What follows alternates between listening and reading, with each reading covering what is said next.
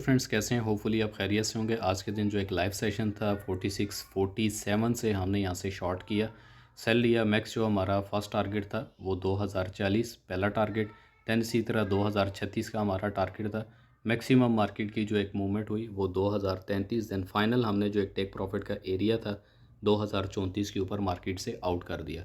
According साथ इसमें अगर देखते हैं 5 मिनट के ऊपर, तो 5 मिनट का बिहेवियर भी सेम रहा। और सिमिलरली इसी तरह जो DXY गोल्ड का एक बिहेवियर था उसको भी साथ में लाइवली परफॉर्म करवाया। दैन इसी तरह आप मेरे चैनल पे चले जाएं, मुकम्मल जितने भी लाइव सेशन है वो आपको यहाँ पर डिस्क्रिप्टेड होकर लाइव मिल जाएंगे।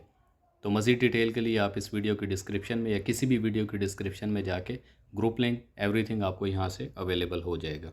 ऑलरेडी एक लेवल ड्रॉ कर दिया था कि अगर डॉलर इससे ऊपर नहीं जाता, रिवर्सल करेगा, देन दोबारा हमारे पास जो गोल्ड का एक पॉइंट है, गोल्ड ने यहीं से रिवर्स करके दोबारा अपने लेवल को हिट कर जाना है। तमाम जितनी भी वीडियोस हैं वो आपको